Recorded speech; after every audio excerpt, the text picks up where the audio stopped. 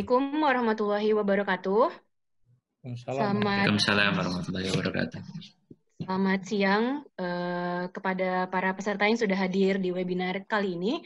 Terima kasih untuk waktunya.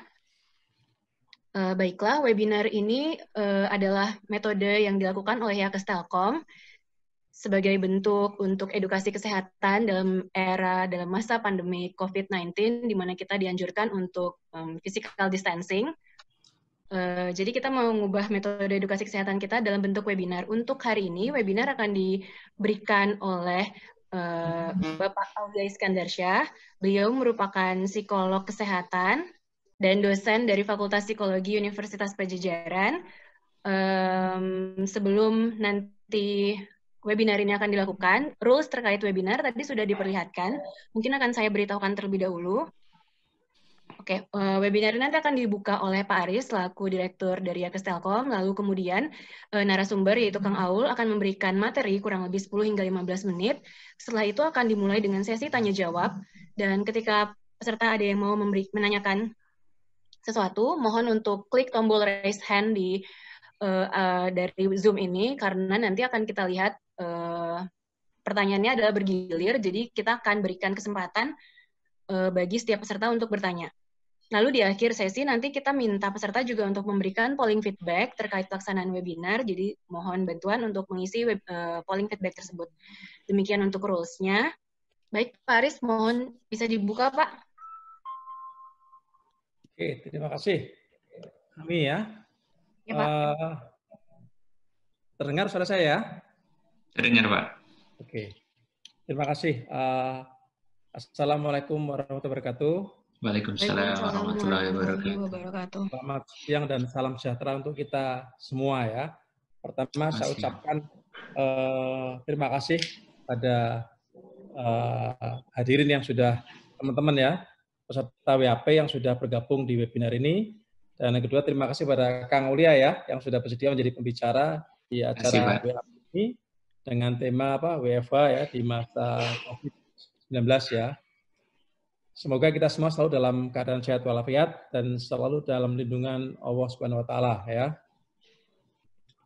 Kita tahu lah ya kalau kita lihat perkembangan Covid memang ya udahlah kita semua kayaknya semua sudah pada ahli Covid kayaknya ya, dari mulai di pinggir jalan sampai orang yang di kantoran semua sudah pada ngerti tentang Covid karena memang informasi berseliweran banyak di medsos maupun di TV gitu ya.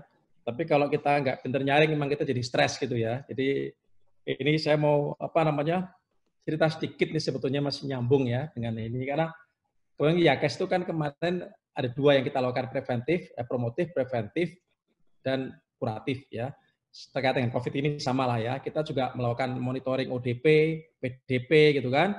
Kita juga mantau kawan-kawan kita yang ada di rumah sakit gitu kan. Kemudian ini juga yang terkait dengan promotif preventif ada webinar seperti sekarang ini gitu kan. Ini sedikit aja memang kemarin ini sharing dari teman kita yang kebetulan masuk rumah sakit dan dinyatakan positif. Dia sharing ke kita apa yang dia rasakan di dalam, sehingga dia memberikan saran kepada kita semua. Mungkin masih nyambung, moga-moga nyambung dengan WAP ini gitu ya. Ini secara singkat saja karena ini cerita benar dari rekan kita yang cerita ke saya banyak. Pertama gini, dia merasa hari pertama, hari kedua itu stres dalam rumah sakit.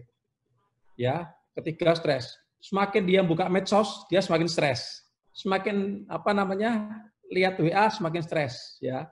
Akhirnya hari keempat, hari kelima dia mulai bisa memanage. Ternyata banyak lihat medsos semakin stres katanya. Akhirnya dia kurangin lihat medsos, dia hanya lihat medsos yang tidak terkait dengan itu. Ada medsos pekerjaan, jadi walaupun dia di rumah sakit, dia lebih senang bergabung ke medsos yang serius tentang kerjaan. Itu malah melupakan dia di stres, dia merasa nyaman. Dan alhamdulillah dia sembuh dari COVID dan pengalaman itu dia tulis di Facebooknya, di Instagram, dia bagiin kira-kira secara singkat seperti itu. Ya, artinya di awal dia stres itu semakin pening, semakin sakit dia, sesak napas semakin parah. Begitu mulai dia bisa memanage stresnya gitu ya, kurangin medsos. Padahal di rumah sakit dia juga nggak diberikan obat sebetulnya, hanya disuruh istirahat, paling hanya diinfus karena emang nggak ada obatnya. Tapi setelah cerita bahwa dia mengurangi medsos, berpikir positif, akhirnya dia merasa bahwa gejalanya semakin berkurang, ya. Artinya itu cerita fakta dari teman kita beneran, ya. mungkin karena betul dia berpikir positif atau karena hal lain kita nggak ngerti ya, alam. Tapi artinya kurang lebih seperti itu. Jadi semuanya kita harus bisa ambil positifnya lah ya. Ada case COVID kayak gini, ada yang ngomong katanya Tuhan sedang mensucikan bumi gitu kan. Tuhan sedang mengajarkan kepada kita untuk hidup lebih baik lagi ya. Kan benar kan nyatanya. Dulu kita pulang kantor langsung masuk kamar, masuk ruang tengah, tiduran, padahal baju belum ganti. Sekarang kita kan menjaga diri kan, masuk rumah, sebelum masuk rumah, mandi dulu, ganti baju bersih, baru masuk rumah. Kira-kira seperti itulah. Dulu cuci tangan hanya pagi sore, sekarang mungkin bisa 10 kali, 20 kali gitu kan. Dulu makan kita mungkin ngasal, sekarang kita makan sehat ya. Dulu kita nggak punya waktu kumpul keluarga, sekarang kita punya waktu untuk kumpul keluarga gitu kan. Dulu kita juga buang sampah sembarangan, sekarang relatif kita buang sampah lebih cermat lagi, nggak sembarangan. Artinya juga peduli sesama lah. Coba sekarang kan, dulu kita mungkin kepedulian kita ke sesama berkurang ya, kedekatan kita ke atas juga kurang. Rata-rata sekarang kan orang lebih banyak berdoa, habis sholat doanya lama. Dulu mungkin sholat selesai kan gitu kan, bagi yang muslim terutama ya. Kemudian dulu nggak peduli sama, sekarang sudah banyak yang bikin bingkisan kecil-kecil lah, pulang kantor dibagiin. Itu kan kita ambil hikmah positifnya seperti itu gitu ya. Jadi saya juga sama awal-awal sempat, terus terang sebagai manusia, jujur juga saya juga sempat stres ya, apalagi saya mengelola Yakes ini punya tanggung jawab terhadap teman-teman yang lain gitu kan. Kita punya mengelola Yakes itu mengelola manage kurang lebih 90.000 pelanggan, dalam tanda kutip pelanggan ya, kita nyebutnya pelanggan, yaitu karyawan Telkom dan keluarganya, pensiunan dan keluarganya. Ya, total itu sekitar hampir 90.000. Ya, kita kan punya segitu banyak pelanggan, kalau dengan COVID ini kan pasti awalnya stres juga kan ya. Tapi akhirnya saya lebih menfilter lagi medsos yang nggak jelas langsung kita update aja, nggak usah kita baca gitu. Tapi kalau medsos sumbernya jelas baru kita baca gitu kan. Jadi memang menurut saya apapun kalau kita mau ngambil positifnya, ngambil hikmah positifnya gitu ya, lihat dari sudut pandang yang berbeda, mestinya insya Allah kita bisa semakin tenang ke depan menghadapi wabah atau badai inilah ya. Jadi semua pasti ada hikmah di balik musibah kan gitu, kira-kira seperti itu. Asal kita ngambilnya yang pas gitu ya. Ya walaupun kita ngerti lah ya kita juga apalagi dikatakan dengan WFH lah ya, kita semua diberikan kesempatan WFH, work from home. Walaupun saya sendiri alhamdulillah selama ini masih ngantor terus nih. Saya belum pernah work from home real, jadi siang work from office, malam work from home gitu kan. Sabtu Minggu work from home, baru WFH saya Sabtu Minggu. Karena rasanya saya masih bisa ke kantor dan nggak banyak di kantor juga karena sudah dikurangin, relatif masih tidak crowded kan gitu kan, dan saya masih butuh untuk diskusi dengan teman-teman sehingga saya masih perlu di kantor. Tapi memang saya ngerasain dulu kita pingin kalau libur tuh seneng ya, sehari 2 hari. Begitu WFH 2 minggu, stres juga di rumah kan kalau nggak bisa manage dengan baik. Makanya nanti nih Kang Aulia bisa ngasih saran ke kita, ke teman-teman bagaimana membuat WFH kita semakin produktif, efektif, tapi nyaman kan gitu kan. Kalau libur di rumah emang sehari 2 hari, 3 hari enak lah. Tapi kalau 2 minggu kerja di rumah kadang ya kalau nggak bisa memanfaatkan dengan baik, strateginya bisa stres juga emang kan. Ya artinya di rumah pun kita emang jangan hanya sekedar tetap harus melakukan kegiatan yang tidak kalah kalau kita waktu ngantor kan itu ya. Dari sisi mungkin pergerakan kurang lah, kalau di kantor kita kan ke ruang sana, ke ruang sini rapat, di rumah mungkin banyak di tempat tidur, di ruang tamu, di ruang makan, mungkin muter-muter ke situ juga kurang gitu kan. Jadi mungkin perlu juga ada exercise gitu dan sebagainya gitu kan. Itu mungkin kan kembali lagi ayo kita hadapi dah ya apapun ini dengan ikhlas dan penuh ikhtiar ya. Selama kita mau berpikir positif, insya Allah badan kita juga ada Nyambung? Halo? Iya masih Pak. Ya, sorry putus tadi mungkin ya internetnya. Oke, ya. Jadi mungkin kembali lagi pengantar dari saya nggak perlu panjang-panjang, tapi intinya mari kita dengarkan bersama ini sharing dari Kang Aulia terkait dengan bagaimana kita menyikapi WFH ini, bagaimana kita supaya bisa lebih produktif, efektif, dan bisa lebih happy di rumah ya, terkait dengan menghadapi adanya wabah COVID-19 ini. Terima kasih buat tim pembinaan ya, timnya ya, Pak. Kami dan kawan-kawan ya sudah meng-arrange acara WAP ini. Semoga ini bisa lebih sering dilakukan dengan tema-tema yang lebih menarik lagi tentunya, gitu ya, yang bermanfaat untuk kondisi saat ini, dan semoga yang kita sharing terima hari ini bermanfaat bagi kita semua, bagi hal-hal yang baik untuk kita semua. Ya, sekali lagi terima kasih Kang Aulia ya sudah hadir di sini untuk teman-teman kita. Terima kasih. Sama-sama, Pak. Warahmatullahi wabarakatuh. Waalaikumsalam warahmatullahi wabarakatuh. Terima kasih untuk pembukaannya, Pak Aris. Baiklah, untuk mempersingkat waktu, dari Kang Aul mungkin bisa langsung dimulai webinarnya, Kang. Kurang lebih 10 hingga 15 menit menyampaikan sosialisasinya. Lalu setelah itu akan dilanjutkan dengan tanya jawab. Jika ada peserta yang ingin bertanya di tengah-tengah sesi ini, mohon raise hand aja biar nanti bisa saya cek dan beri kesempatan untuk bertanya saat kesempatan itu diberikan. Terima kasih. Baik, terima kasih yang saya hormati Pak Aris, yang saya hormati tim Yakes, dan yang saya hormati para peserta webinar. Assalamualaikum warahmatullahi wabarakatuh. Waalaikumsalam warahmatullahi wabarakatuh. Selamat siang, salam sejahtera buat kita semua. Jadi terima kasih atas undangannya. Jadi saya perkenalkan diri, nama saya tadi Aulia Iskandarsyah. Saya psikolog kesehatan yang sudah bekerja dengan Yakes cukup lama sebetulnya, mungkin ini tahun keempat ya, atau mungkin ini tahun keempat, dari mulai perancangan WAP sampai dengan implementasi. Jadi hari ini senang sekali bisa ketemu secara virtual dengan Bapak Ibu sekalian, membahas tentang bagaimana menyikapi dan meregulasi stres dengan situasi pandemi COVID-19 dan juga regulasi dari work from home ini. Beberapa materi akan saya screen-kan, akan saya share. Setelahnya nanti Bapak Ibu boleh memilikinya, tapi setelah sesi ini mungkin ya. Jadi ini yang tadi saya sampaikan, bahwa nama saya Aulia, saya health psychologist. Hari ini kita coba bahas bagaimana cara staying sane in an insane world. Jadi bagaimana tetap sehat di dunia yang tidak menentu gitu. Nah, jadi kalau misalkan tadi disampaikan bagaimana banyaknya informasi, bagaimana ketidakmenentuan daripada situasi ini, yang memang sedikit banyak memiliki impact emosional yang besar bagi setiap orang. Nah, berikutnya.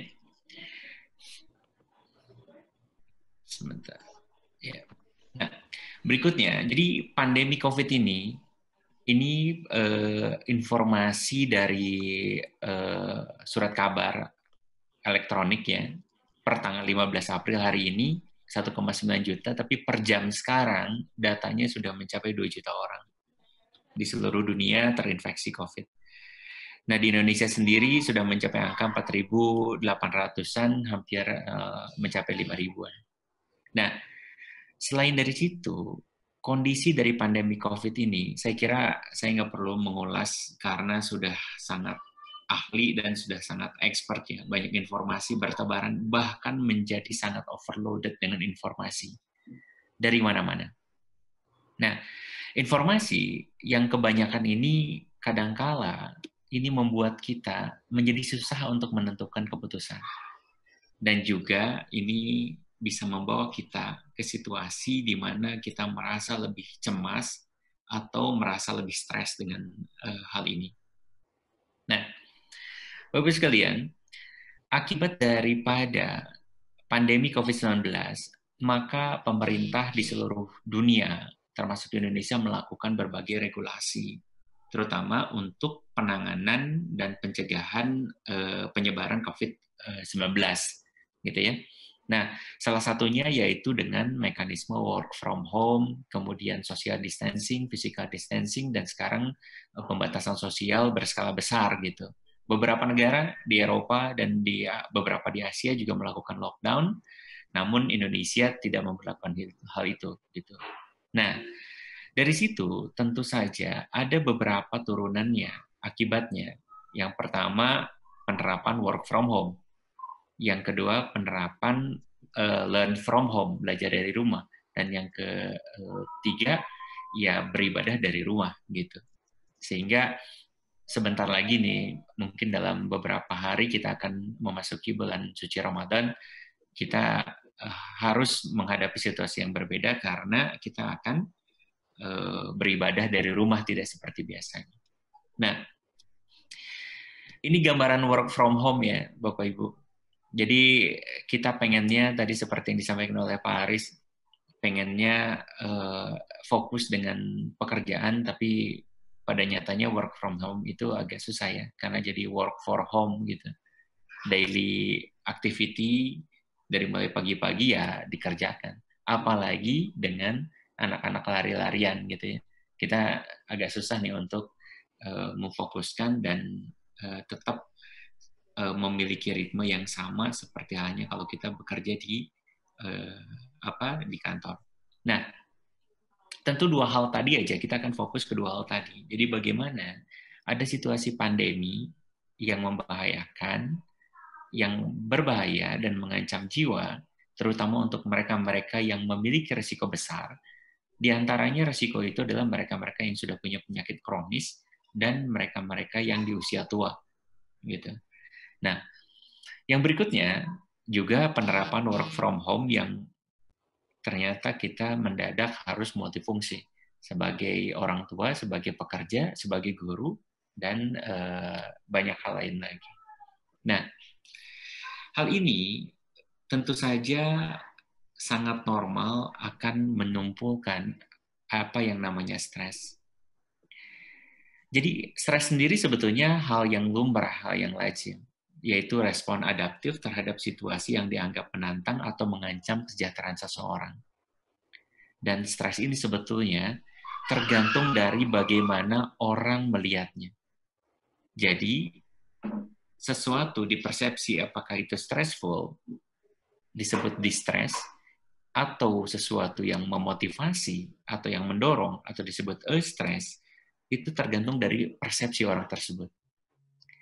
Jadi kalau stres itu sesuatu yang dipandang sehat, positif, konstruktif, sedangkan distress sendiri merupakan stres yang dianggap tidak sehat, dirasakan negatif, dan destruktif.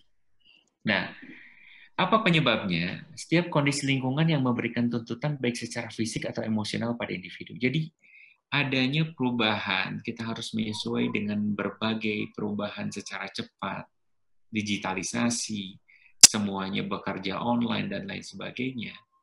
Ini pun memberikan tekanan kepada kita, sehingga yang kita persepsi itu mungkin muncul stres yang lebih tinggi dibandingkan dengan sehari-hari. Nah, tentu saja stres ini dirasakan berbeda-beda pada setiap orang. Kenapa? Karena setiap orang memiliki batas stres yang berbeda-beda, kemudian setiap orang memiliki mekanisme coping yang berbeda-beda, dan setiap orang memiliki daya tahan atau kepegasan yang berbeda-beda. Nah, kalau dilihat, Bapak Ibu sekalian, ini mekanismenya pada saat seseorang mengalami stres gitu, atau pada saat seseorang mengalami kecemasan. Jadi yang paling berfungsi dalam kecemasan itu adalah hyperactivity daripada amigdala di sini, yaitu fungsi dari emotional memories. Jadi ketika terstimulasi, maka ada hyperekspresif daripada amigdala ini. Sehingga muncullah reaksi fight or flight. Dan biasanya ini manifestasinya secara fisik, secara psikologis, dan juga secara behavioral itu termanifestasikan. Jadi ketika seseorang, kebayangnya ketika seseorang merasa ketakutan, terancam, dan lain sebagainya, dengan kondisi situasi pandemi COVID-19 ini, maka tiap hari ini akan hyperaktif karena ada stimulasi tadi, terlalu banyak informasi yang masuk, maka kemungkinan akan memunculkan stres atau kecemasan yang berlebihan. Sehingga kalau dilihat, gelombang otak kita sehari-hari kan di sini nih, ada di beta. Jadi ketika kita bekerja normal, ketika kita beraktivitas normal, maka kerja otak kita ada di beta. Nah, Begitu kita cemas atau begitu terlalu banyak informasi yang kita proses atau begitu terlalu banyak tekanan atau perhatian yang berlebihan, maka kinerja atau kerja otak kita menjadi hyper. Nah, inilah yang terjadi seperti ini, yaitu kita berada di gamma. Nah, hal ini diperlukan bagaimana kita untuk mencoba cooling down. Jadi bukan lockdown, tapi cooling down. Yaitu dengan mencoba menghadapinya dengan lebih rileks sebetulnya. Sehingga gelombang otak kita tetap berada di alfa. Ketika kita beraktivitas ke beta lagi, tidak sampai menjadi berlebihan yang membuat kita menjadi cepat lelah ataupun menjadi cemas yang berlebihan. Nah, tadi disampaikan bahwa gejala stres atau cemas itu pun bisa muncul dalam manifest 4 gejala. Ada yang gejala kognitif, ada gejala fisik, ada gejala emosional, dan ada gejala perilakunya. Misalkan kesulitan konsentrasi untuk gejala kognitif, merasa low esteem gitu, kemudian merasa frustrasi atau merasa burnout gitu ya, karena terlalu lama di rumah gitu dan tidak bisa keluar. Kemudian gejala fisiknya itu ada kelelahan, ada rasa panas di area dada, kemudian berkeringat secara berlebihan, kemudian pegal otot sendi gitu, atau migrain kadang-kadang gitu, dan daya tahan tubuh menurun. Nah, ini yang dikhawatirkan. Kenapa? Karena stres atau kecemasan yang berlebihan itu bisa menurunkan imunitas tubuh. Nah, kemudian gejala emosional ya tadi menjadi cepat marah, menjadi merasa khawatir terus-terusan, merasa kurang motivasi, tidak bahagia, tidak happy. Kemudian tadi gejala perilakunya berupa adanya perilaku yang berbeda dari biasanya. Mungkin makan lebih banyak atau makan lebih sedikit, atau tidur lebih banyak atau tidur lebih sedikit, dan mungkin minat seksual menurun. Nah, ini hasil riset kelompok kami, yaitu saya dengan Kang Wisnu, terhadap 3.600-an responden di Indonesia, bagaimana mereka mempersepsi pandemi COVID-19 ini. Jadi, 87% orang di Indonesia mengatakan bahwa virus ini adalah virus yang berbahaya. Sangat berbahaya, 87%. Dan kita lihat bahwa 72% itu merasakan cemas dengan penyebarannya. Jadi merasa cemas dengan penyebarannya, dan 38%, kalau bisa dilihat di sini, 38% mempersepsi bahwa dia memiliki resiko besar untuk tertular. Berarti sekitar 30% dari populasi merasakan bahwa dirinya punya resiko tertular yang lebih besar. Dan temuan yang perlu diperhatikan adalah kondisi suasana hati atau kebahagiaan. Bisa dilihat bahwa sebanyak 23% itu berada di kiri. Artinya, 23% dari responden itu melaporkan bahwa dirinya tidak bahagia atau merasa tertekan. Selain itu, hasil data pengolahan statistik kami dari hal ini menunjukkan beberapa hal yang menurut kami perlu diperhatikan.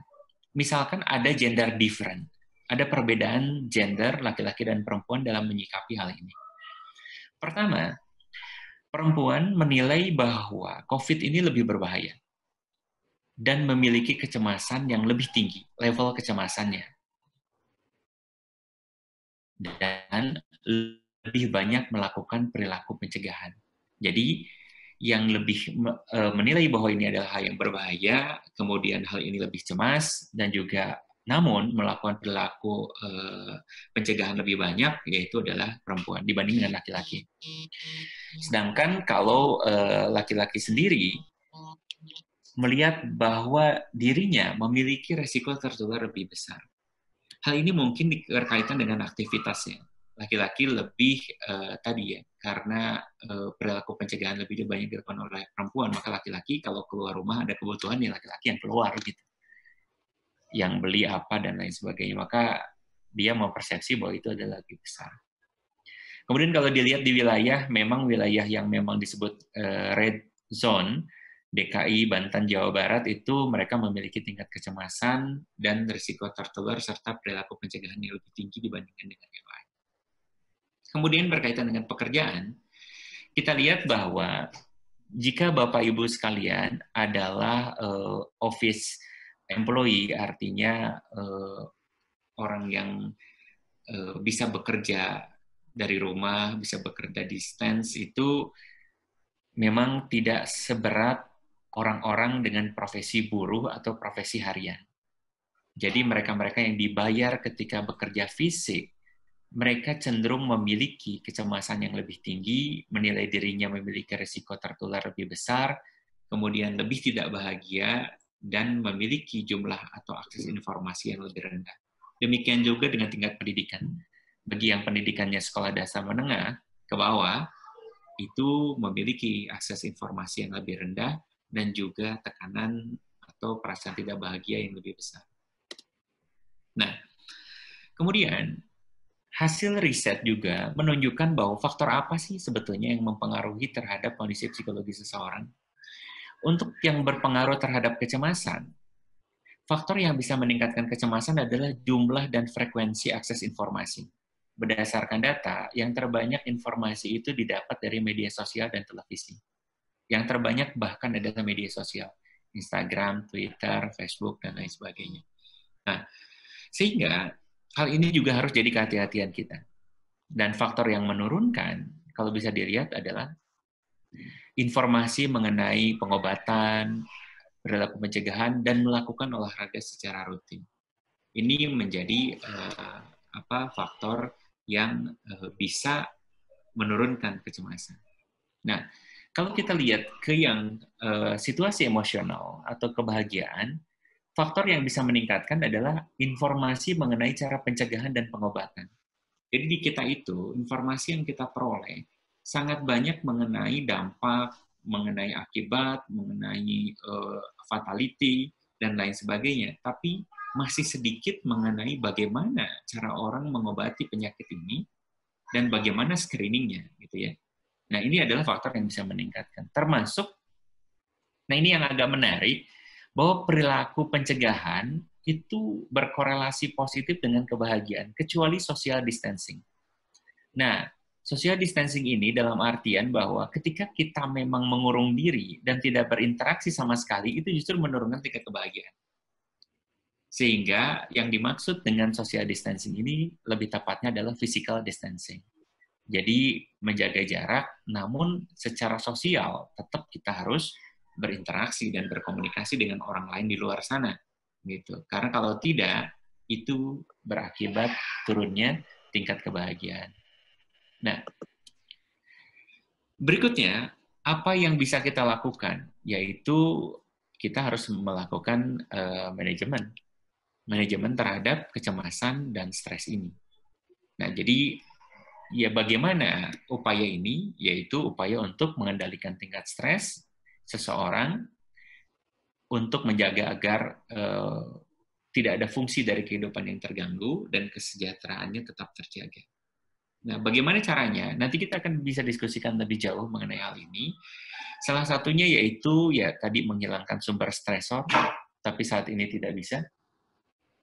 Karena apa? Karena ya situasinya di luar kekuasaan kita, di luar tanggung jawab kita, dan di luar kekuatan kita, gitu ya. Nah, yang bisa kita lakukan adalah yang kedua, menghindari sumber stres, gitu ya. Nah, kalau ini misalkan stres bekerja ya berlibur atau unplugging. Tapi kalau misalkan stres terhadap infeksi COVID ya berarti tidak menggunakan tidak keluar rumah atau mematuhi segala peraturan atau anjuran daripada pemerintah atau tenaga medis, gitu ya. Nah, kemudian mengubah persepsi terhadap sumber stres. Artinya ya tadi there is a silver light behind the cloud. Selalu bilang tadi disampaikan bahwa selalu ada hikmah dari semuanya. Entah itu bumi sedang membersihkan dirinya, entah itu kita belajar bertafakur atau berkontemplasi bahwa kita ini bukan apa-apa gitu, dan sekali dengan mudah gitu ya situasi berubah dan kita tidak bisa berbuat apa-apa. Nah, berikutnya adalah mengendalikan konsekuensi dari stres dan menerima dukungan sosial. Nanti kita akan bahas lebih lanjut. Nah, di sini ada tips cara mengendalikan stres atau kecemasan terkait COVID-19. Ini terkait dengan COVID. Jadi yang pertama, agar tidak cemas atau tidak stres, maka lakukan langkah-langkah preventif sesuai dengan anjuran kesehatan atau pemerintah, yaitu dengan menjaga kesehatan, melakukan social distancing di rumah aja, dan melakukan ibadah dari rumah. Kemudian yang kedua, pilih informasi yang tepat dan sumber yang terpercaya. Jadi, jangan asal akses informasi. Kemudian jika informasi tersebut juga tidak valid atau dari sumber yang tidak terpercaya, juga jangan kita sebarkan. Kenapa? Karena berdampak kepada orang lain ketika informasi itu terlalu banyak. Nah, berikutnya, batasi waktu Anda mencari informasi. Misalkan hanya 1-3 kali saja sehari. Kami menyebutnya itu adalah social media distancing. Jadi jangan terlalu banyak frekuensinya, karena semakin banyak perhatian kita ke sana, maka semakin cemas dan semakin stres kita dengan situasi ini. Kemudian isi waktu dengan kegiatan lain yang produktif. Ya, dengan bekerja, kemudian melakukan hal-hal yang sifatnya punya nilai value added gitu ya, atau nilai yang lebih produktif. Nah, kemudian tumbuhkan keyakinan diri dan suasana hati yang sehat dan bahagia. Misalkan, nanti kita akan coba menyampaikan beberapa contoh. Satu contoh yaitu misalkan dengan melakukan positive self-talk dan self-hypnosis yang merupakan rangkaian daripada proses relaksasi. Nah, berikutnya, cara mengendalikan stres terkait WFH. Pertama, kalau tadi bicara soal COVID-19-nya, yang kedua bicara soal bagaimana mengendalikan stres terkait WFH-nya. Yang pertama, buat rutinitas baru. Ketika kita bekerja di rumah, tentu rutinitas kita berubah. Karena kita biasa pergi jam 5 pagi atau jam 6 pagi, siap-siap maka lebih pagi lagi. Nah, ketika di rumah, kita punya waktu lebih santai. Hal ini mengganggu ritme. Nah, sarannya adalah tetap lakukan ritme sesuai dengan kita melakukan aktivitas sehari-hari. Jadi siklus tidur bangun, kemudian bekerja dan istirahat. Jadi bekerja pada jam istirahat, ya istirahat saja. Pada jam bekerja, ya kita bekerja. Gitu.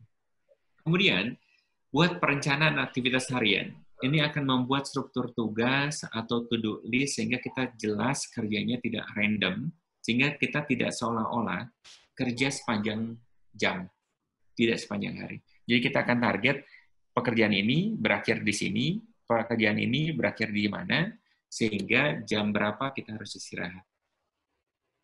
Kemudian yang ketiga, kerjasama dan berbagi peran. Artinya, berbagi tugas atau berbagi pekerjaan. Artinya di sini fungsi koordinasi sangat penting, terutama ketika tidak bertemu secara fisik.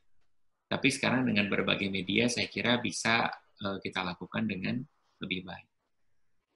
Berikutnya, berpikirlah positif. Artinya, paling tidak, situasi ini mengajarkan kita untuk lebih mandiri, untuk lebih bersyukur, untuk lebih bisa merefleksikan diri bahwa, oh ternyata kita tidak bisa apa-apa kalau ada keterbatasan seperti ini.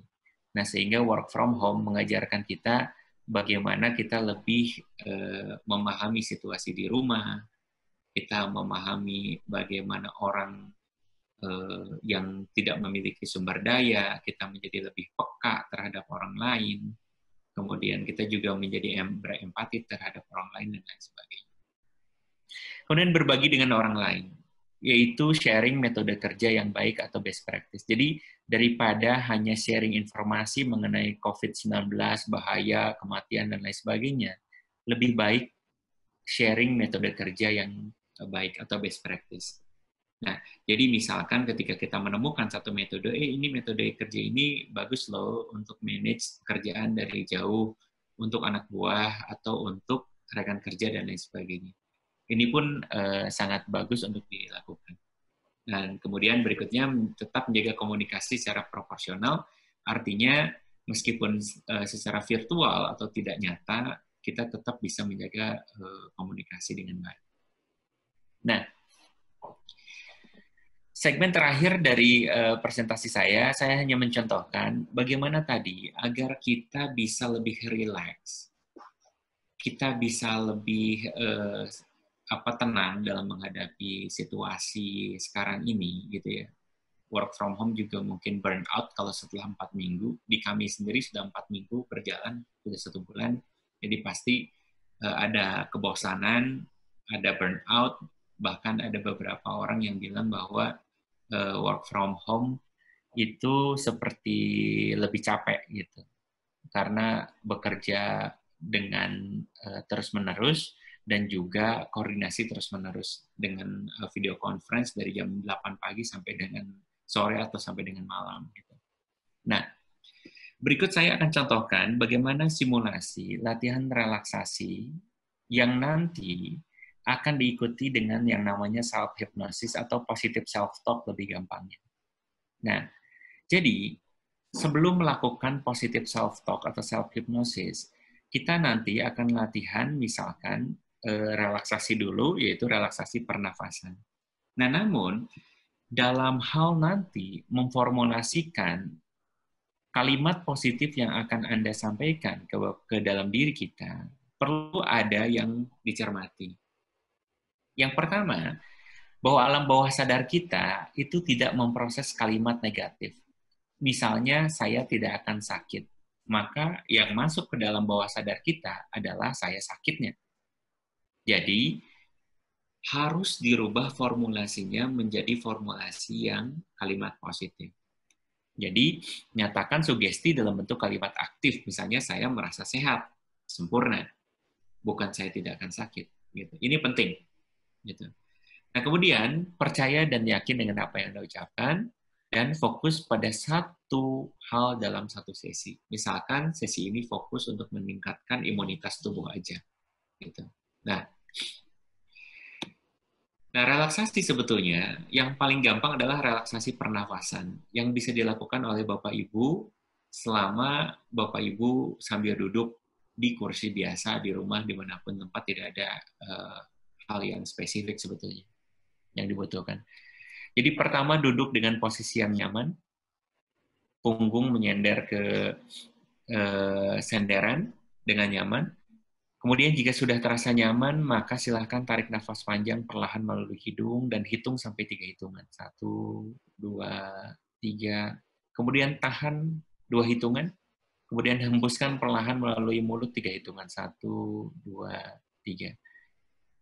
Konsentrasi pada aliran udara yang masuk dan dikeluarkan. Kemudian tarik nafas kembali melalui hidung. 1, 2, 3. Tahan 2 hitungan. Hembuskan kembali 3 hitungan. Kemudian rasakan kenyamanan dari setiap tarikan udara dan hembusan udara yang masuk ke dalam tubuh Anda, dan mencoba untuk lebih rileks dan terasa lebih nyaman. Prosedur ini bisa diulangi oleh Bapak Ibu sekalian selama 5 kali, satu serinya, dan Bapak Ibu jika memang akan melakukannya, bisa dengan posisi mata tertutup, atau dengan ditambah dengan iringan musik gitu ya, musik yang relaksasi atau musik-musik yang menenangkan, atau seperti halnya bunyi di alam gitu, di pantai dan lain sebagainya, yang membuat Bapak Ibu lebih mudah untuk merasakan kenyamanan dari relaksasi ini. Nah, setelah Bapak Ibu merasakan relax, maka sampailah kita kepada kalimat sugesti atau positive self-talk ke dalam diri kita. Ini contoh aja ya Bapak Ibu, ini contoh kalimat yang bisa disampaikan. Jadi Bapak Ibu dalam kondisi rileks, sampaikan pada diri kita bahwa saya memiliki kesehatan yang sempurna. Saya merasa bahagia dan ketenangan jiwa. Badan saya memiliki imunitas yang kuat untuk melawan virus apapun. Hari ini, besok, dan hari-hari ke depannya, kondisi saya akan sehat, sempurna, dan bahagia.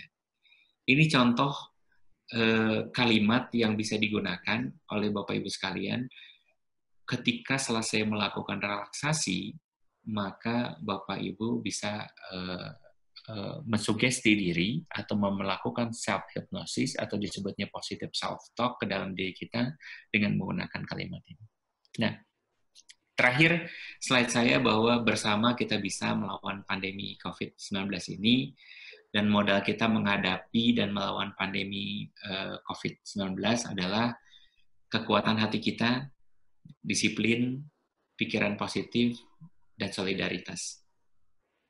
Saya kira jika kita punya modal itu, insya Allah kita bisa menghadapi situasi ini dengan baik, meskipun kita tahu bahwa tidak akan seperti membalikan tangan, kita pasti harus berproses dalam beberapa bulan ke depan untuk memulihkan aspek dari psikologi, sosial, ekonomi di masyarakat kita, di Indonesia maupun di seluruh dunia gitu ya.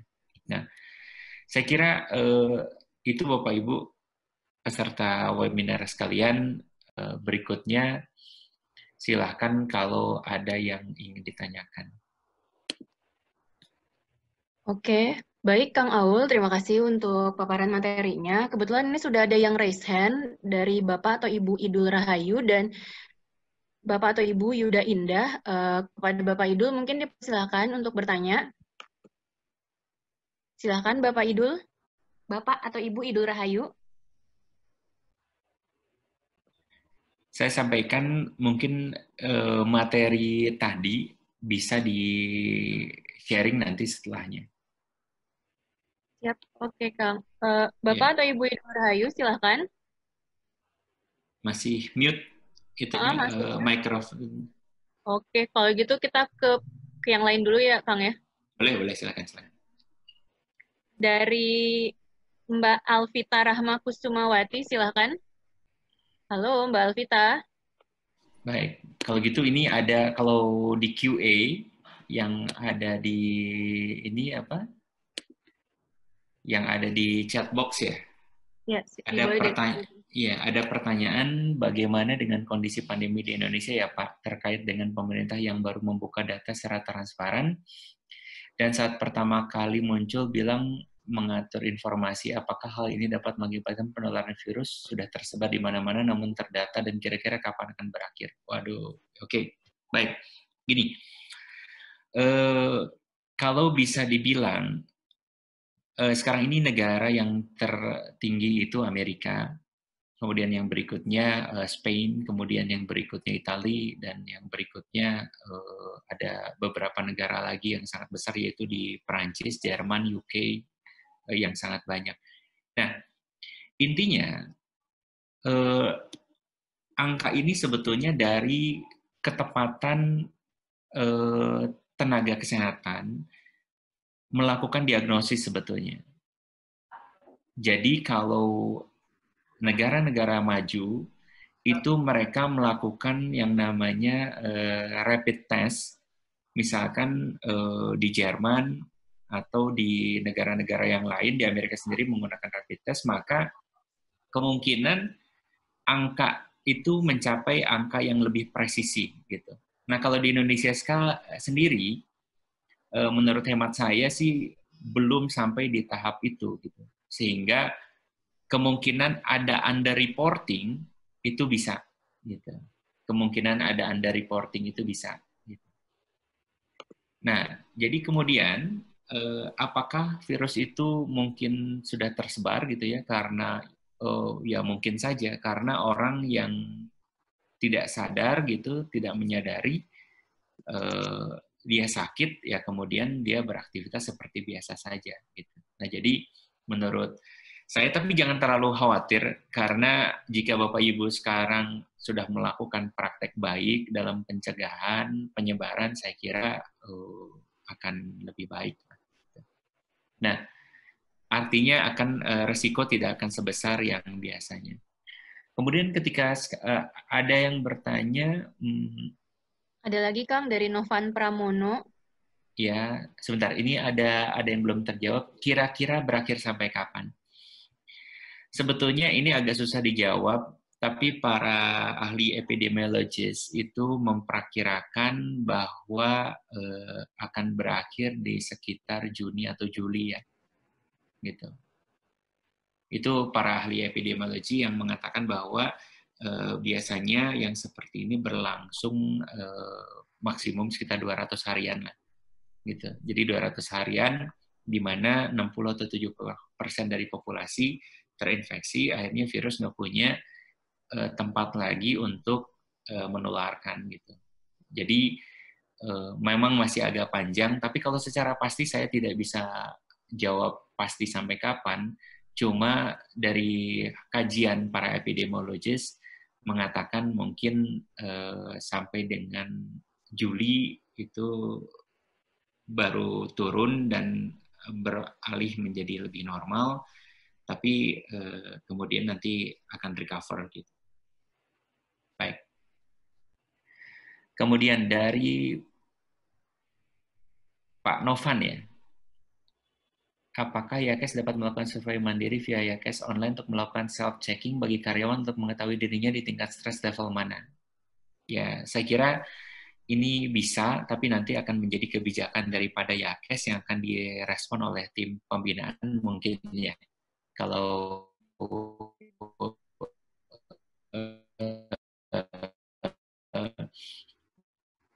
survei apakah bisa dilakukan. Saya kira ini.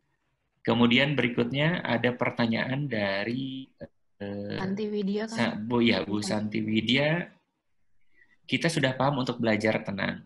Bertemu dengan teman yang jenis mudah berkomentar negatif. Bagaimana menyikapi saat langsung komentar teman yang negatif? Kita jawab, kita biarkan, kita tinggalkan pergi, atau bagaimana mohon saran? Jadi begini, di situasi sekarang kita harus hemat energi. Jadi kalau kita merespon terlalu banyak informasi atau orang-orang yang bicara negatif, gitu ya. Nah, contohnya misalkan begini. Kalau melihat dari segi fatality, dibandingkan dengan SARS atau MERS, sebetulnya COVID ini masih di bawah. Secara total di dunia sekitar 3,3%-an lah mortality rate-nya. Namun yang membahayakan itu adalah penyebarannya yang terlalu cepat sebetulnya. Sehingga banyak sekali orang yang terinfeksi. Nah, sebetulnya kalau ditanya soal ini, bagaimana cara mengomentari? Begini saja, jika hal itu tidak terlalu penting, ya tidak usah dikomentari saja. Gitu. Jadinya jadi debat yang menghabiskan energi, dan menurut hemat saya sih sayang ya, kita masih punya banyak hal atau pekerjaan yang harus kita lakukan ketimbang hanya menyikapi orang-orang yang berpikir atau bicara negatif ini. Jadi ginilah, intinya jika kita tidak bisa menjadi bagian daripada solusi terhadap pemerintah, ya jangan jadi masalah lah buat pemerintah. Gitu. Jika kita nggak bisa jadi bagian dari solusi terhadap perusahaan, ya jangan jadi masalah jadi perusahaan. Gitu. Nah ini menurut saya cara yang terbaik. Gitu ya. Selanjutnya Kang dari Bapak Joko Suhartono. Baik, Pak Joko. Cara relaksasi yang ideal seperti apa dari sisi posisi? Apakah bisa sambil duduk, berdiri, tiduran? Hitungan nafas. Sebentar. Hitungan nafas panjang, tahan nafas lebih panjang, menghembus nafas lebih panjang, tapi via hidung. Oke. Jadi sebetulnya simulasi relaksasi tadi yang saya sampaikan itu bisa dilakukan sambil duduk atau tiduran, Bapak. Jadi tarikan nafas lebih panjang daripada 3 hitungan boleh-boleh saja. Tapi paling tidak normalnya adalah 3 hitungan tarikan nafas panjang, ditahan 2 hitungan, dan dikeluarkan 3 hitungan kembali. Tapi kalau Bapak bisa lebih panjang, misalkan bisa 5 hitungan, itu tidak jadi masalah. Ya. Asalkan jangan lupa mengeluarkannya ya, jangan ditahan terus. Gitu. Ya. Jadi itu. Jadi saya kira terjawab, relaksasi boleh saja sambil tiduran atau dalam posisi duduk. Tapi berdiri agak susah untuk rileks, Pak. Jadi lebih baik Bapak duduk atau sambil tiduran. Terjawab ya? Siap Kang, terjawab. Baik, berikutnya. Victor Adriani, Kang. Ya, Pak Victor ya. Ya, Bapak. Pak Aulia, saat ini muncul fenomena membeli multivitamin secara berlebihan sehingga terjadi kelangkaan. Mohon penjelasan seberapa penting peran suplemen terhadap pencegahan COVID-19. Saya kira yang lebih kompeten menjawab ini adalah dokter, tapi dari segi saya sendiri yang bisa saya jawab, sebetulnya memang virus itu tidak ada obatnya, sehingga salah satu metode kembali sembuh atau recover adalah dengan imunitas tubuh kita sendiri yang melawan virus itu, sehingga di hari keempat biasanya imunitas tubuh kita mulai melawan dan akhirnya kita sembuh dengan sendirinya. Nah, kondisi yang baik, makanan yang baik, serta multivitamin atau suplemen makanan, vitamin E, vitamin C, itu bisa membantu meningkatkan daya tahan tubuh kita. Nah, akhirnya informasi ini mungkin ada salah ya di persepsi bahwa dengan makan vitamin tapi tidak melakukan praktek pencegahan yang baik, orang tidak akan kena. Tidak bukan gitu.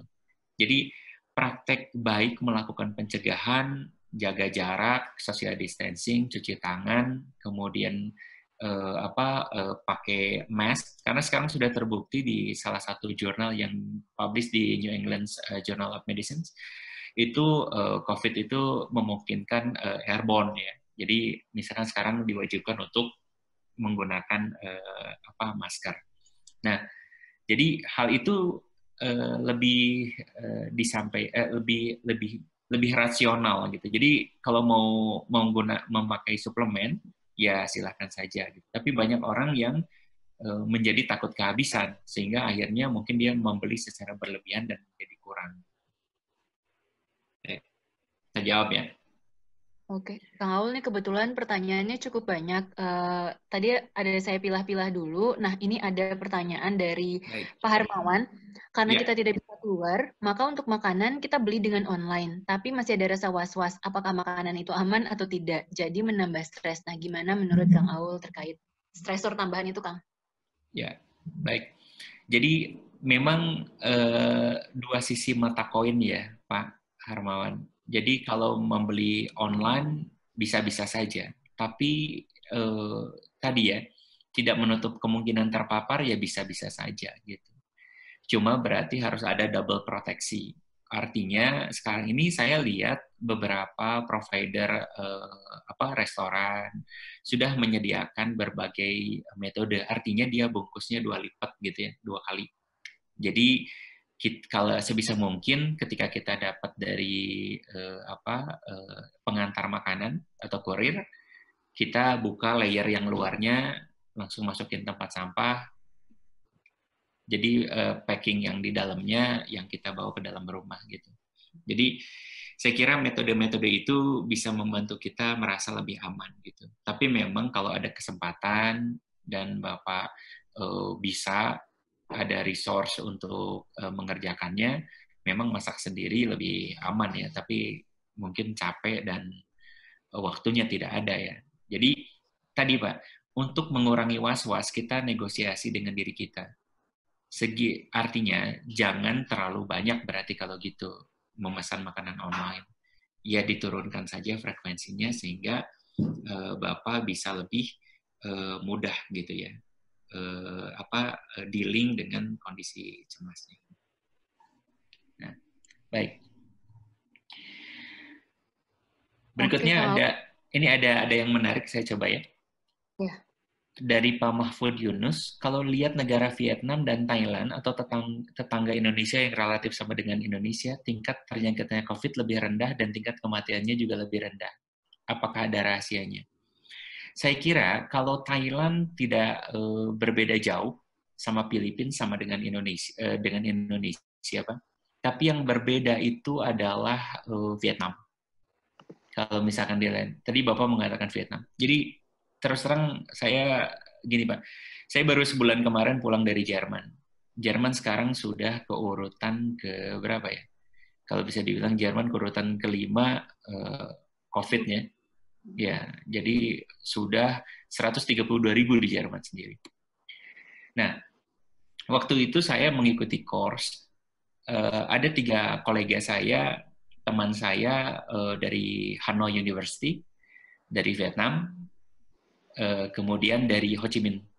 Nah, yang membedakan adalah kebijakan pemerintahnya, maaf ya Pak. Gini, kalau waktu saya pulang, itu di 17 Februari, saya dicek masuk bandara, dicek, kemudian cek kesehatan, kemudian declare, saya tidak merasakan apapun, kemudian saya diminta melakukan karantina secara mandiri 14 hari. Gitu ya. Nah, teman-teman saya yang dari Vietnam, begitu turun dari bandara, dia dijemput oleh tim khusus, kemudian dia ditempatkan untuk melakukan karantina secara terfokus di salah satu, bukan salah satu ya, di fasilitas militer, sekolah militer. Jadi mereka, siapapun mereka yang baru masuk Vietnam, maka dia wajib 14 hari di situ. Kemudian sehari, setiap hari dicek temperatur, kesehatan, dan dilakukan tes swab selama 2 kali selama mereka di situ untuk membuktikan negatif. Setelah 14 hari terbukti negatif, maka dia diperbolehkan pulang ke keluarganya masing-masing. Nah, ini ada perbedaan cara penanganan di tiap negara. Jadi kalau Vietnam itu lebih baik, saya kira karena hal itu, karena kedisiplinan yang membedakan di kita ya. Nah, jadi tapi kalau Filipina sama Thailand saya kira nggak jauh berbeda dengan Indonesia ya, dan karakteristik masyarakatnya agak sama ya. Ini Vietnam yang agak lain, makanya saya sampaikan. Gitu. Baik, silakan Mbak Ami, ada yang dipilih lagi? Oke, ini Kang ada dari Bapak Bambang Wahyudi terkait relaksasi. Berapa kali dilakukan latihan relaksasi dalam sehari dan kapan waktu terbaiknya? Ya. Kalau bicara Pak Bambang Wahyudi, kalau bicara misalkan kapan, sebentar,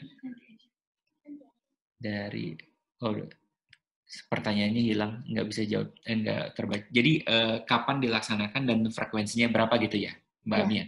Ya. Oke. Nah, sebetulnya tidak ada patokan Pak untuk melakukan relaksasi ini. Tapi kalau yang biasa saya lakukan sendiri, ya paling enggak pagi sama di malam hari menjelang istirahat. Jadi kalau ditanya berapa kali, tidak ada patokan. Selama itu nyaman dan tidak mengganggu aktivitas, tapi lakukan pada saat yang betul-betul dan kita berdedikasi untuk itu. Jadi jangan pas kita melakukan terinterupsi gitu, sehingga kualitasnya jadi jelek. Nah, jadi kalau saran saya memang dedikasikan diri, misalkan pagi-pagi 15 menit kita melakukan latihan, kemudian di malam hari setelah sholat isya kita melakukan dan atau menjelang tidur gitu. Jadi saya sih menyarankan seperti itu. Tidak ada patokan berapa kali dalam sehari dan waktu yang terbaiknya kapan sebetulnya. Jadi karena sangat simpel dan bisa dilakukan di mana saja. Gitu mungkin. Oke, Kang Aul, ini ada pertanyaan lagi dari Pak Iqbal Gentar Alam. Saat ini terjadi kepanikan di mana-mana, bahkan terjadi penolakan pemakaman penderita COVID di beberapa daerah dan nakes diusir dari kontrakan. Bagaimana saran Kang Aul untuk memperbaiki kepanikan massal ini dan bagaimana mengembalikan masyarakat Indonesia kembali menjadi masyarakat yang suka menolong, ramah, dan santun? Ya, baik. Memang sebetulnya sudah sangat jelas ya bahwa prosedur pemakaman untuk penderita COVID itu sudah ada di SOP-nya. Bahkan MUI itu sudah memberikan fatwanya gitu tentang bagaimana prosedur untuk pemakaman pasien, termasuk bagaimana itu nanti akan bagaimana cara memandikan, bagaimana cara menutup, bagaimana cara mengebumikan dan lain sebagainya.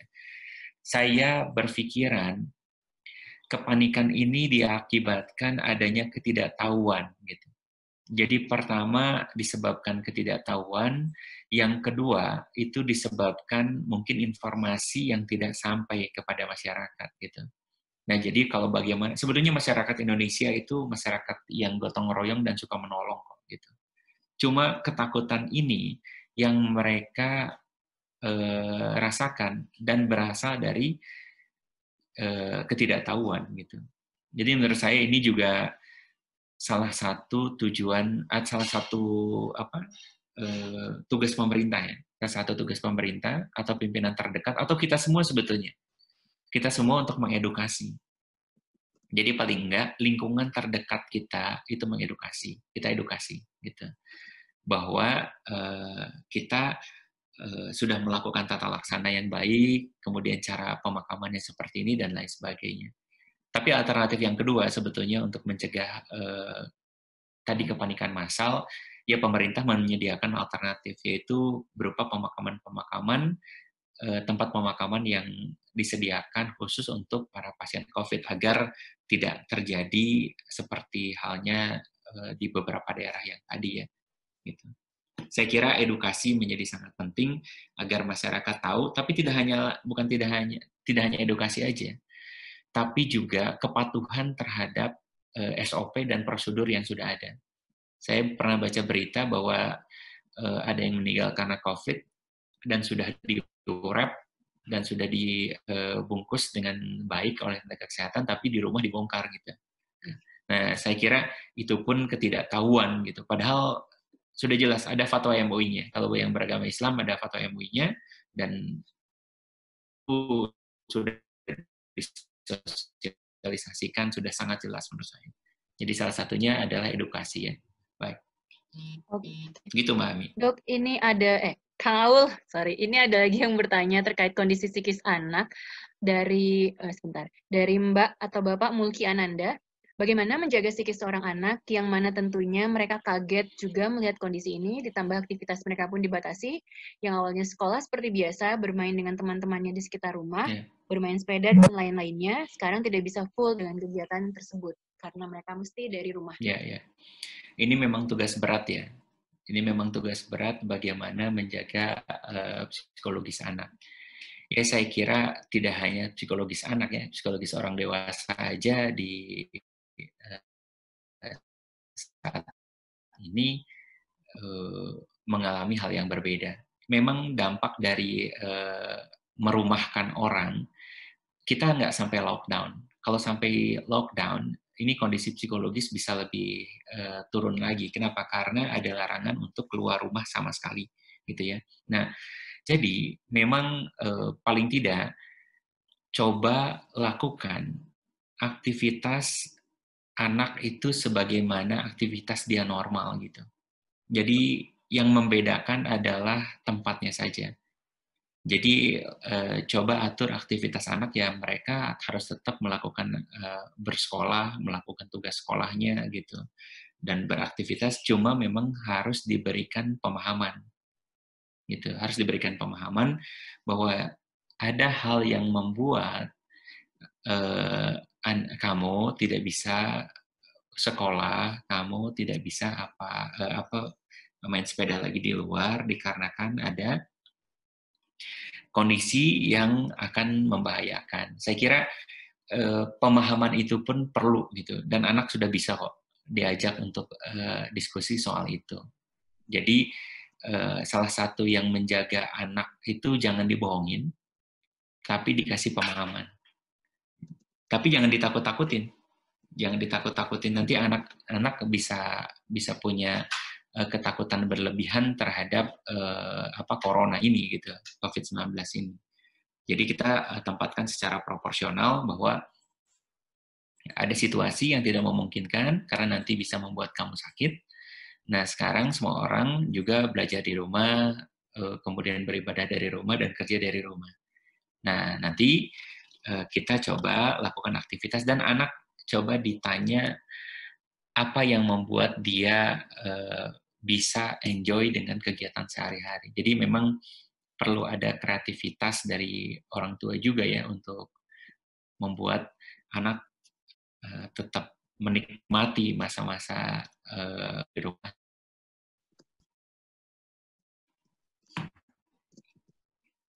Baik, Kang. Ini kita mau coba yang udah raise hand dari tadi, kita coba kasih kesempatan untuk bertanya. Silakan. Silahkan untuk Ibu Ajeng Anggraini.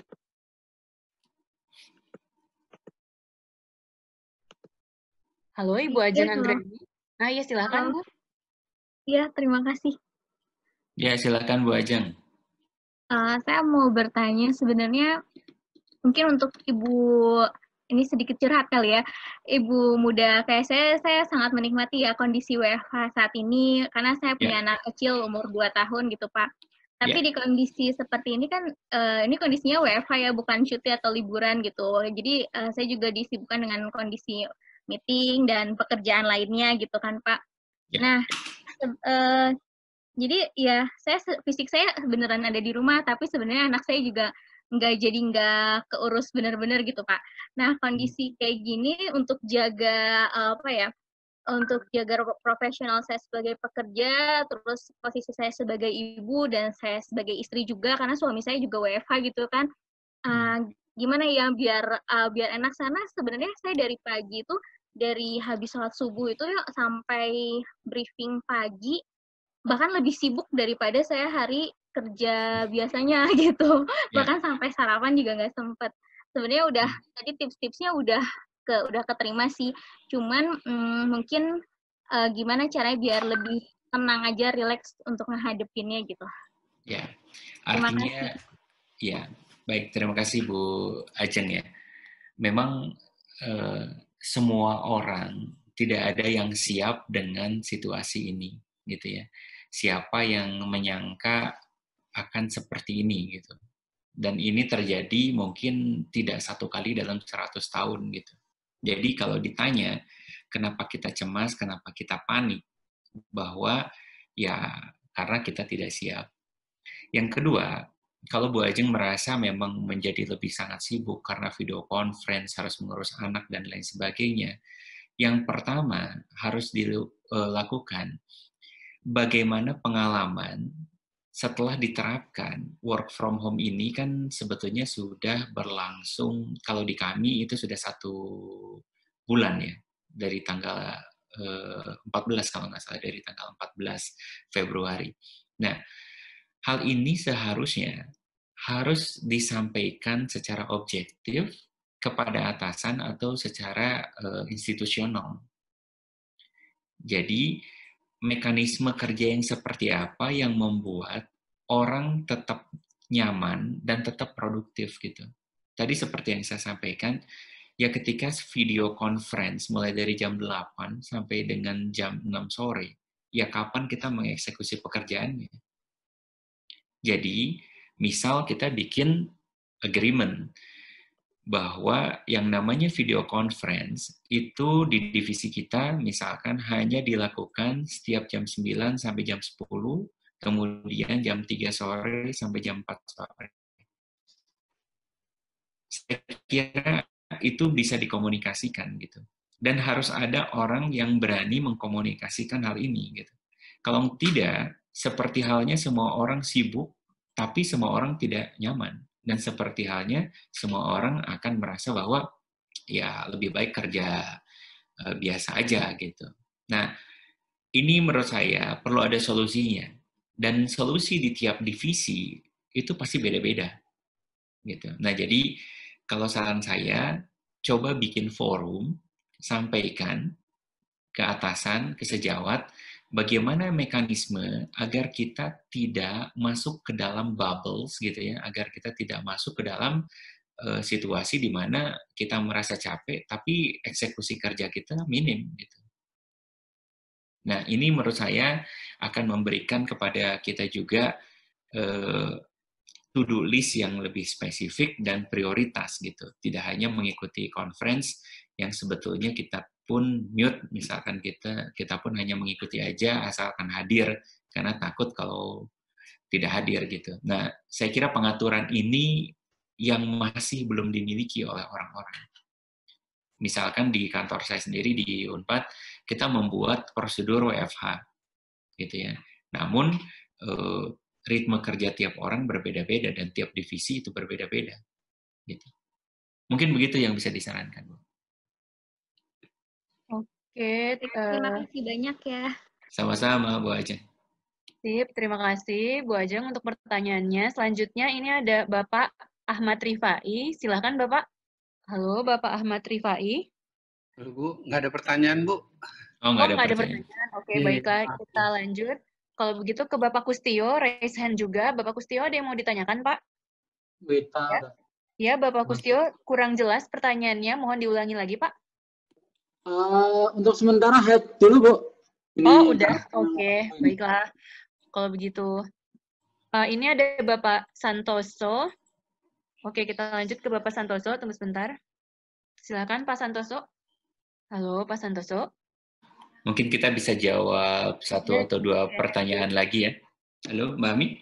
Oke, boleh lanjut langsung ke Q&A, Kang. Ini ada dari Ibu Hetty Nugraweni, menanyakan terkait kondisi yang berjauhan dari ibunya, bagaimana cara membuat ibu kami yang tinggal di luar kota, di Semarang, sedangkan beliau di Bogor, agar beliau tidak terlalu khawatir dan cemas. Karena biasanya 2 minggu sekali dijenguk, namun mungkin saat physical distancing ini tidak bisa dijenguk, Kang.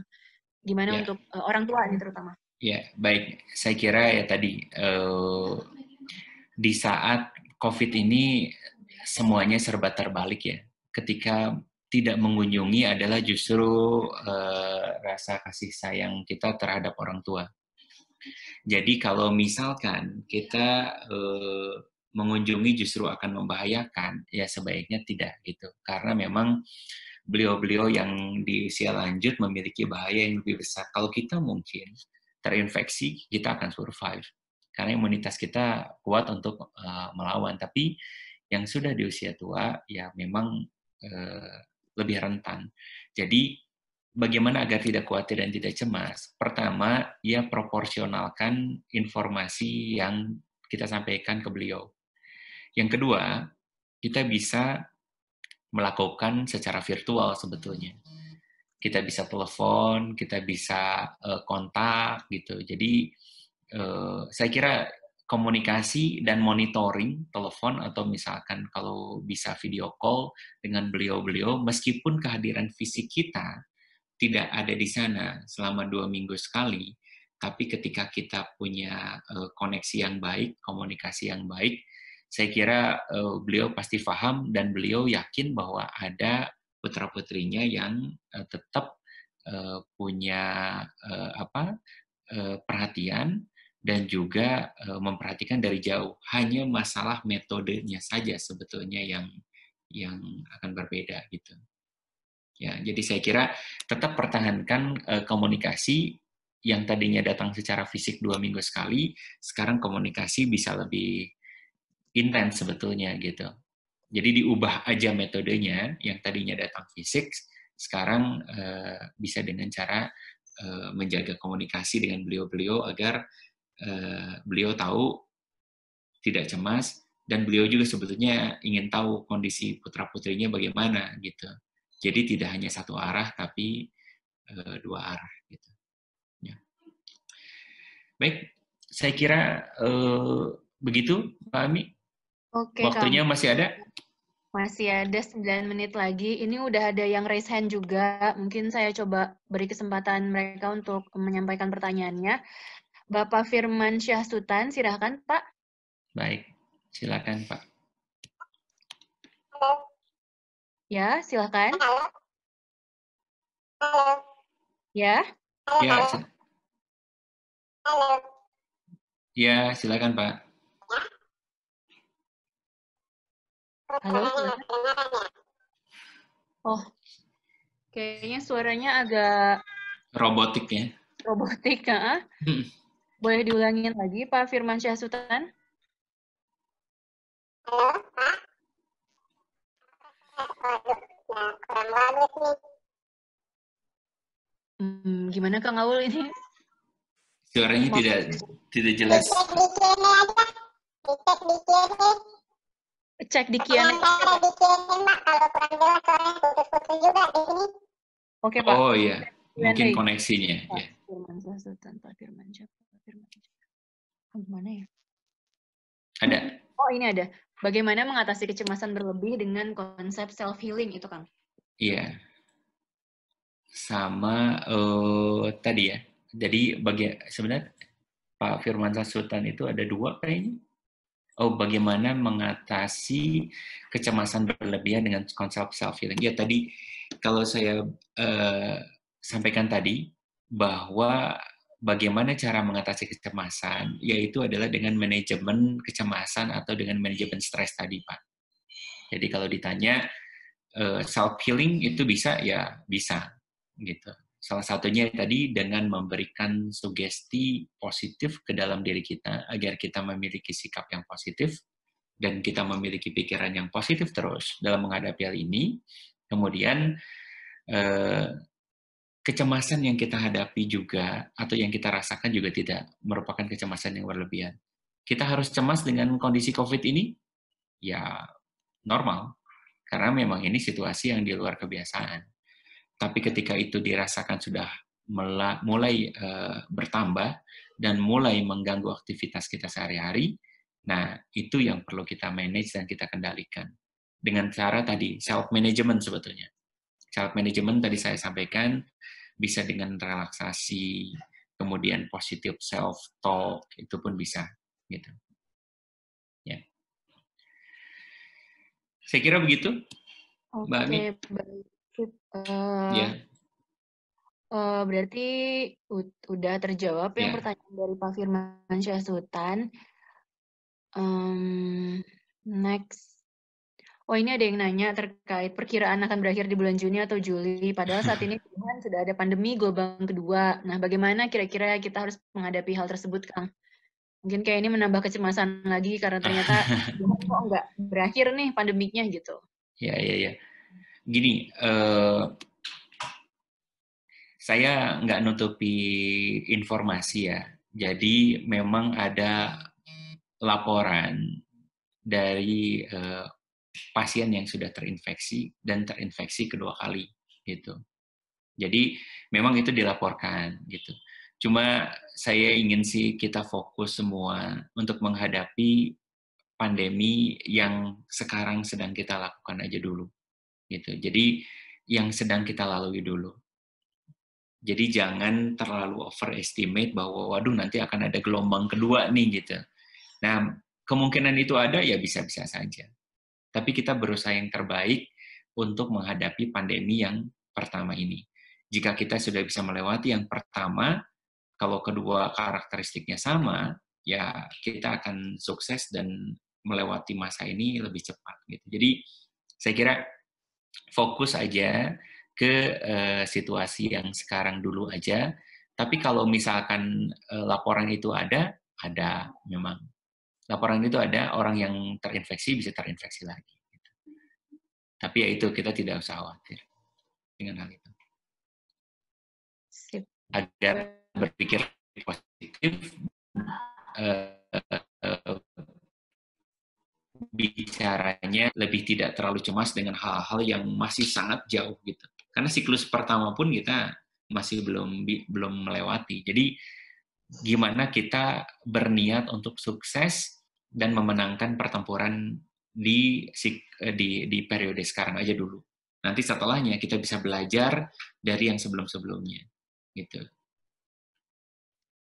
Gitu ya. Baik. Terima kasih Kang Aul untuk jawabannya. Kebetulan ini sudah tinggal 4 menit lagi. Ya, saya kira cukup ya. Ya Kang, untuk tanya jawabnya kita tutup dulu. Kita akan mengeluarkan polling. Mohon bantuan dari Bapak Ibu partisipan untuk mengisi polling tersebut sebagai bentuk feedback dari pelaksanaan webinar ini. Kedepannya juga Yakes akan memberikan webinar dengan tema-tema lainnya. Jadi mohon ditunggu saja undangannya. Silahkan polling. Dan untuk materinya nanti akan di-share ke email-email yang sudah masuk ketika registrasi ya Kang ya Kang? Ya. Boleh di-share Kang ya? Ya sip. Untuk materi akan di-share, untuk pertanyaan pun yang belum sempat dijawab saat ini, nanti juga akan kita tambahkan di akhir presentasi. Jadi semua akan disebar lagi ke email-email yang sudah termasuk dalam registrasi. Untuk pertanyaan nanti masih akan dijawab kita akan jawab terpisah. Nanti Ya. akan di-share bersamaan dengan materinya, Pak. Oh gitu. Pada pertanyaannya sederhana, yang sudah dinyatakan negatif, apakah bisa positif lagi? Itu aja. Oh, tadi udah diterangin itu, Pak. Ya. Tadi udah dijelaskan juga sih. Ya, mungkin saya jawab sedikit ya, Ya, dari Pak Santoso ya. Oke. Ya, jadi secara laporan klinis memang ada kasus yang dilaporkan bahwa yang sudah terinfeksi kemudian sembuh dan itu bisa terinfeksi lagi. Jadi ada kemungkinan, Pak, betul. Masih ada ya? Ada, Pak. Karena memang ada kenyataannya ada pasien yang melaporkan bahwa dia sudah dinyatakan sembuh dan dia terinfeksi lagi. Dan itu di kasusnya di Hubei ya, di Wuhan, Pak. Itu karena imun di tubuhnya yang sudah tidak kuat lagi atau dia terinfeksi lagi dari orang lain gitu? Ya, saya kira kemungkinan adanya infeksi yang kedua bisa aja, Pak. Jadi kemungkinan karena kalau imunitas tubuh kan bisa kembali normal sebetulnya. Tapi ketika ada virus baru, ya mungkin dia terkena lagi. Betul, oleh virus, ya jadi terpapar lagi gitu, Pak. Jadi masih ada kemungkinan, berarti belum bisa dinyatakan 100 atau 99% lah ya? Ya, jadi temuannya masih begitu, Pak. Temuannya masih belum ajak. Sekarang para ahli lagi meneliti data empirisnya secara lebih seksama. Tapi kasus di Provinsi Hubei, di Wuhan sendiri yang dilaporkan di jurnal medis, itu ada pasien yang sudah terinfeksi, sembuh, dan dia terinfeksi lagi. Gitu, Pak. Ya. Oke, begitu, terima Pak. kasih, Ya. Dr. Aulia. Sama-sama, Pak. Oke, baik. Terima kasih, Kang Aul. Kita sudah lewat waktunya ini semenit. Baik. Terima kasih, Kang Aul, untuk waktunya, untuk materinya. Sama-sama. Ya. Semoga ini bermanfaat bagi para partisipan yang sudah hadir saat ini. Amin. Nanti akan kita share kembali. Baiklah, terima kasih. Dengan berakhirnya materi dan tanya jawab ini, webinar pertama dari Akes Telkom terkait cara sehat menghadapi work from home dan pandemi COVID-19 kita tutup. Assalamualaikum warahmatullahi wabarakatuh. Waalaikumsalam warahmatullahi wabarakatuh.